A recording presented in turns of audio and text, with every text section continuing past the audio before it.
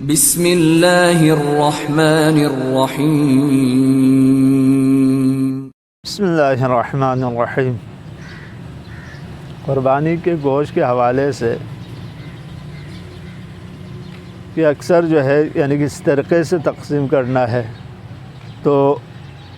اس میں جو ہے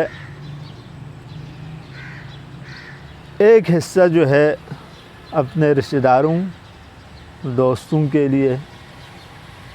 اور ایک حصہ غریبوں کے لیے ہے۔ بلکہ حدیث میں ہے کہ اگر کوئی قربانی کرتے ہوئے کوئی فقیر اگر آ کے بیٹھ جائے، اگر دیکھیں تو اس کو ضرور بضرور ان کو گوشت دے دیں اگر اس کی نظر پڑی ہے گوشت کے اوپر۔ اسلام میں کوئی بھی چیز جو ہے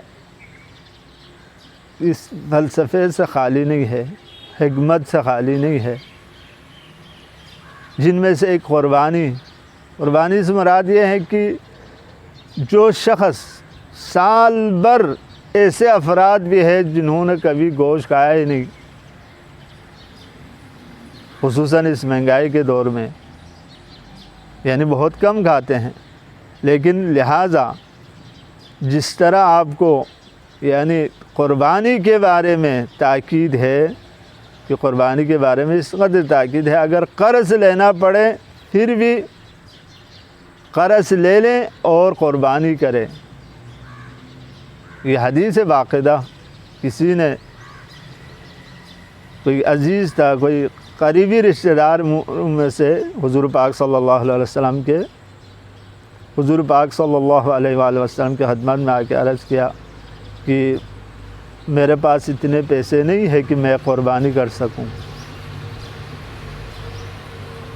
تو نبی کریم صلی اللہ علیہ وآلہ وسلم نے فرمایا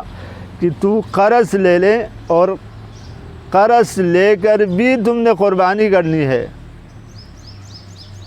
کہ اللہ کا وعدہ ہے جو قرض لے کر صدقہ دے گا، جو قرض لے کر قربانی کرے گا، وہ پیسہ اللہ خود جو ہے وہ اپنی طرف سے دے دیتا ہے۔ تو لہٰذا کافی تاکید ہے، لیکن ان میں سے ساتھ ہی کہ قربانی کے گوشت کے حوالے سے کہ آپ قربانی کو ہمارے معاشرے میں تو آپ دیکھتے آ رہے ہیں کہ جنہوں نے گوشت ہمارے گھر لے کے آئے ہیں تو ہم بھی ان کے گھر لے کے جائیں گے۔ آپ کی قربانی بے شک آپ کی قربانی اللہ کرے قبول ہو جائے، لیکن فلسفہ قربانی یہ نہیں ہے کہ آپ کے اس